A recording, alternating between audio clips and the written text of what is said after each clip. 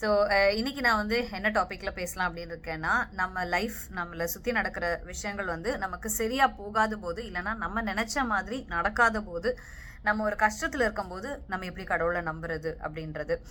So இது எனக்கு ஒருத்தங்க பர்சனலாகவே மெசேஜ் அனுப்பிச்சிருந்தாங்க. ஏன்னா இப்போ அவங்க ஒரு ஸ்ட்ரகிள் ஃபேஸில் இருக்காங்க, ஒரு கஷ்டத்தில் இருக்காங்க, அவங்களோட கணவரும். ஸோ இந்த சுச்சுவேஷனுக்கு நடுவில் நான் எப்படி வந்து கடவுளை நம்புறது அப்படின்றது, இது வந்து ரொம்ப நியாயமான ஒரு கன்சர்ன், ஒரு நியாயமான ஒரு கேள்வி. ஏன்னா நம்ம என்னதான் நம்ம வந்து ஸ்ட்ராங்காக இருக்கோம் அப்படி இப்படின்னு நம்ம நினச்சாலும், நம்ம பேசினாலும், ஒரு பிரச்சனை ஒன்று வரும்போது அது நிஜமாவே ஒரு சோதனை தான்.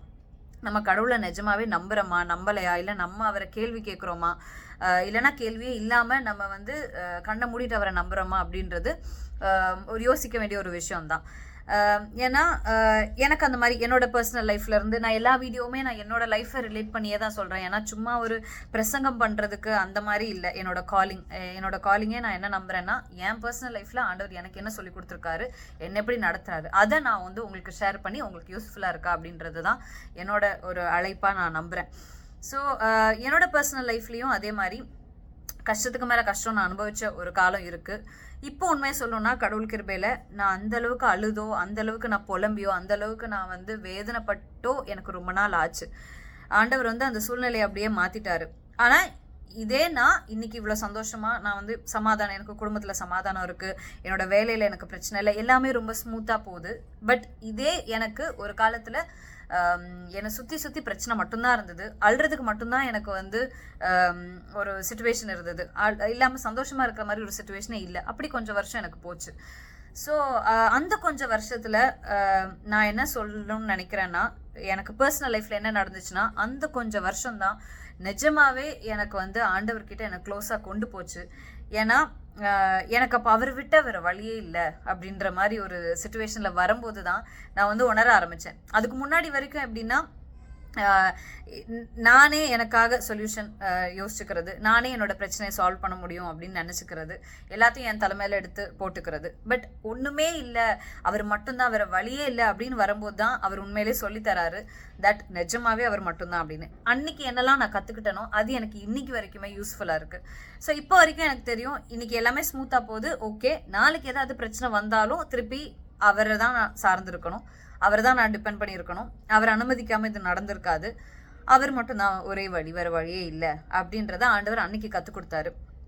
பர்சனல் லைஃப்லேயே இன்னொரு பர்சனல் லைஃப் எக்ஸாம்பிளும் நான் சொல்லணுன்னா, என் தம்பி இருக்கான், எனக்கு தம்பி இருக்கான். ஸோ அவன் வந்து என்னோட சித்தி பையன். ஸோ அவனுக்கு நான் சின்ன வயசுலேருந்தே நாங்கள் ஒன்றா தான் வளர்கிறோம். ஸோ எனக்கு தெரியும் அவன் வந்து ரொம்ப நல்ல ஒரு லைஃப் அவனுக்கு கடவுள் கொடுத்தாரு. ரொம்ப கம்ஃபர்டபுளான ஒரு லைஃப்பில் தான் இருந்தான். அவனுக்குன்னு அவன் கேட்டது எல்லாமே அவனுக்கு கிடைக்கும். அவனுக்குன்னு நிஜமாவே அவன் கஷ்டப்பட்ட மாதிரியோ, அவன் ரொம்ப அழுது ஒரு விஷயம் நடக்காத மாதிரியோ நான் அவனை பார்த்ததில்ல சின்ன வயசுலேருந்தே. ஆனால் அப்படி இருந்த என் தம்பிக்கு அண்ட் அப்போ வந்து கடவுளை பற்றின எந்த ஒரு நினப்போ எங்கள் 2 பேருக்குமே சின்ன வயசில் அப்படி எதுவுமே இருந்ததில்லை. நாங்கள் சீரியஸாகவே எடுத்துக்க மாட்டோம். எங்கள் அம்மாங்கெல்லாம் எங்களை வந்து கஷ்டப்பட்டு இழுத்து கொண்டு போய் சர்ச்சுக்கெலாம் கொண்டு போனாலும், ப்ரேயர் மீட்டிங்க்கு கொண்டு போனாலும், நாங்கள் பர்சனலாக அதில் வந்து இன்ட்ரெஸ்டே இல்லாமல் தான் இருந்தோம். ஸோ நான் எப்படி இருந்தாலும் அதே மாதிரி தான் என் தம்பியும் இருந்தான். சினிமா பைத்தியம், பாட்டு பைத்தியம், அப்படி தான் நாங்கள் இருந்தோம், அப்படி தான் வளர்ந்தோம் லிட்ரலாக. இவங்க எவ்வளோ ட்ரை பண்ணாலும் எங்களை அது எதுவுமே செய்யலை.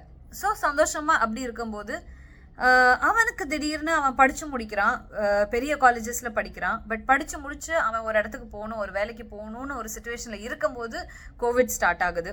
இது வந்து பர்சனல் லைஃப்பில் நடந்த ஒரு விஷயம். ஸோ கோவிட் ஸ்டார்ட் ஆகும்போது கம்ப்ளீட்டாக அவன் வந்து அப்படியே எல்லா பக்கமும் சுற்றி அவனை வந்து பிளாக் பண்ண மாதிரி. அவனுக்கு எங்கேயுமே போக முடியல, அவனால் வேலைக்கு போக முடியல.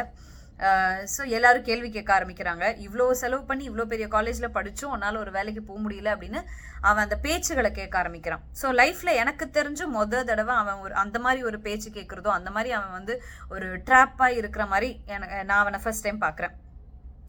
ஸோ அப்படி ஆனால் அந்த சுச்சுவேஷனில் தான் அவன் வந்து he got closer to God. அவன் வந்து கடவுளுக்குள்ள சின்ன வயசுலேருந்தே நாங்கள் பிறந்ததுலேருந்தே நாங்கள் கிறிஸ்டியன்ஸ்னு சொல்லிக்கிட்டாலும் எங்களுக்கும் கடவுளுக்கும் சம்மந்தமே இல்லாமல் தான் இருந்தோம். ஆனால் அந்த ஒரு பீரியடில் தான் அவன் வந்து கடவுளை தெரிஞ்சுக்கிட்டு கடவுள் கூட க்ளோஸ் ஆக ஆரம்பிக்கிறான், பைபிள் வாசிக்க ஆரம்பிக்கிறான், அவன் ப்ரே பண்ண ஆரம்பிக்கிறான். பர்சனல் ப்ரேயர்னு ஒன்று அவன் லைஃப்பில் அப்போ தான் நடக்குது. க்ளோஸாக ஆண்டவர் கூட நிஜமாவே அழுது ப்ரே பண்ணுறது. அதுக்கப்புறம் நீங்கள் நம்பினாலும் நம்புங்க, அவன் அப்படியே அந்த ஃபேஸ்க்கு அப்புறம் அவன் வேற ஒரு ஆள். அந்த ஃபேஸ்க்கு முன்னாடி அவன் வேற ஒரு பர்சன். கடவுளை தெரிஞ்சுக்கிட்டதுக்கு அப்புறம் அவன் வந்து ஜீசஸ் அவனோட பர்சனல் லைஃப்ல அவன் ஏத்துக்கிட்டதுக்கு அப்புறம் அவன் கம்ப்ளீட்டா வேற ஒரு ஆளு.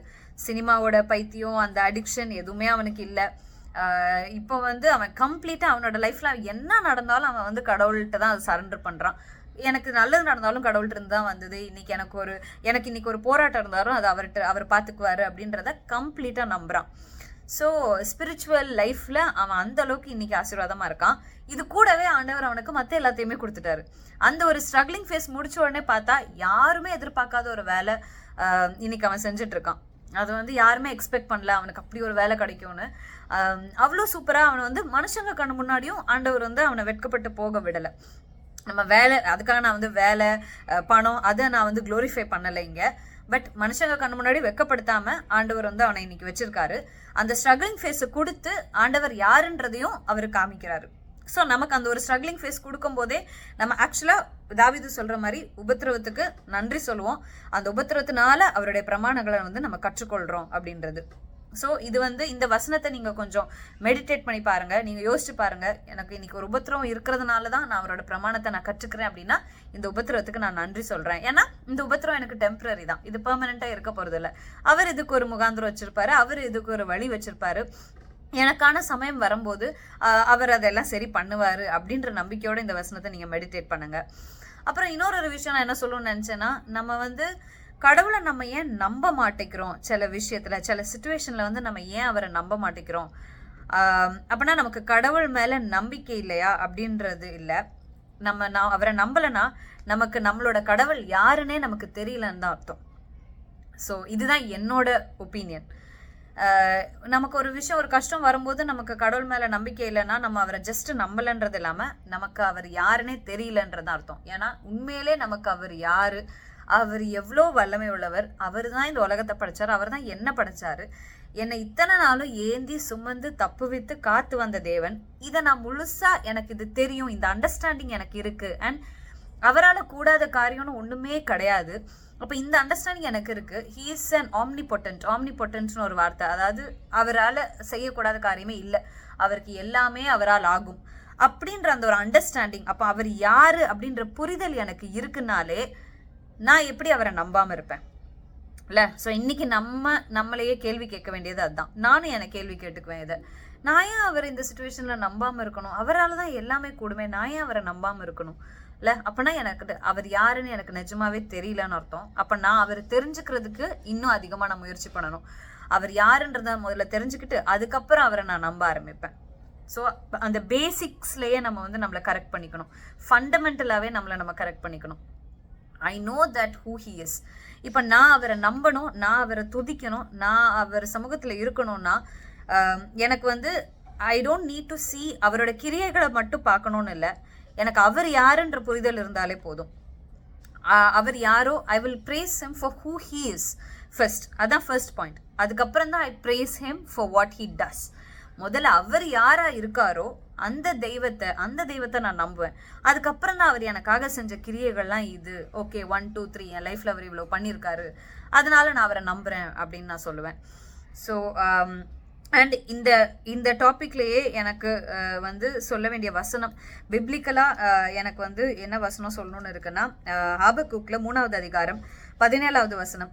இது வந்து நம்ம பெர்க்மான்ஸ் ஃபாதரோட பாட்டு கூட இருக்கு, எனக்கு ரொம்ப பிடிச்ச பாட்டு, ரொம்ப பிடிச்ச ஒரு வசனம். நான் அதோ பைபிளில் கூட நான் அதை ஹைலைட் பண்ணி தான் வச்சிருக்கேன். அத்திமரம் துளிர் விடாமற் போனாலும், திராட்சை செடிகளில் பழம் உண்டாகாமற் போனாலும், ஒலிவ மரத்தின் பலன் அற்று போனாலும், வயல்கள் தானியத்தை விளைவியாமற் போனாலும், கிடையில் ஆட்டு மந்தைகள் முதலற்று போனாலும், தொழுவத்திலே மாடு இல்லாமற் போனாலும், நான் கர்த்தருக்குள் மகிழ்ச்சியாயிருப்பேன், என் ரட்சிப்பின் தேவனுக்குள் களிகூறுவேன். அப்போ நான் மகிழ்ச்சியா இருக்கிறத என்னோட சிச்சுவேஷன் தீர்மானிக்காது. ஏன்னா நான் கர்த்தருக்குள்ள மகிழ்ச்சியா இருக்கேன். நான் என்னோட உலகத்துல நடக்கிற என்னோட விஷயங்களுக்குள்ள நான் மகிழ்ச்சியா இல்லை, நான் வந்து கர்த்தருக்குள்ள மகிழ்ச்சியா இருக்கும்போது என்னோட மகிழ்ச்சியை வந்து தீர்மானிக்கிறது நான் கர்த்தருக்குள்ள இருக்கிற இந்த ஒரு லைஃப் தான், இந்த ஒரு ரிலேஷன்ஷிப் தான் என்னோட மகிழ்ச்சியை தீர்மானிக்குதுன்னா அந்த மகிழ்ச்சியை என்கிட்ட இருந்து அவ்வளோ ஈஸியா ஒரு பர்சனால எடுத்துட்டு போக முடியாது, ஒரு சூழ்நிலையினால எடுத்துட்டு போக முடியாது. நான் நினைச்சாலே என்னோட மகிழ்ச்சியை எடுத்துக்க முடியாது. ஏன்னா நான் அவருக்குள்ள இருக்கேன். ஸோ கர்த்தருக்குள்ள நான் மகிழ்ச்சியா இருப்பேன், என் ரட்சிப்பின் தேவனுக்குள் களிகூறுவேன். என்னை ரட்சித்த தேவன் அவரு. ரட்சிப்பை விட ஒரு பெரிய விஷயம் எனக்கு என்னோட லைஃப்ல ஒரு பெரிய மிரக்கல் நடந்திருக்குமானா இல்லை. என்னோட லைஃப்லேயே எனக்கு கிடைச்ச மிகப்பெரிய ஒரு பொக்கிஷம்னு நான் சொல்லணும்னா அது எனக்கு கிடைச்ச ரட்சிப்பு தான். அப்போ அந்த ரட்சிப்பை தந்த தேவனுக்குள்ள நான் கழிவுறும் போது என்னை எதுவுமே பாதிக்காது, என்னை எதுவுமே அஃபெக்ட் பண்ணாது. அது நன்மையாக இருந்தாலும் அது என்னை ஒரு லெவலுக்கு மேலே பாதிக்காது, தீமையாக இருந்தாலும் ஒரு லெவலுக்கு மேலே பாதிக்காது. ஏன்னா நான் அவருக்குள்ளே இருக்கேன், அவருக்குள்ளே நான் மகிழ்ச்சியாக இருக்கேன். ஸோ இந்த வசனத்தையும் உங்களோட மெடிடேஷனுக்காக நான் சஜஸ்ட் பண்ணுறேன். இதையும் சொல்லி மெடிடேட் பண்ணுங்கள். இந்த மாதிரி என் லைஃப்பில் என்ன நடந்தாலும் நான் அவருக்குள்ளே சந்தோஷமாக இருப்பேன் அப்படின்றத தீர்மானமாக எடுத்து இதை மறக்காமல் மெடிடேட் பண்ணுங்கள். அண்ட் உங்களுக்கும் இதில் ஏதாவது பாயிண்ட்ஸ் ஆட் பண்ணணும்னா please feel free to add comment செக்ஷனில். வேறு ஏதாவது டாபிக்னாலும் சஜஸ்ட் பண்ணுங்கள். I'll be very happy to share. I hope you find it useful. Thank you and God bless you.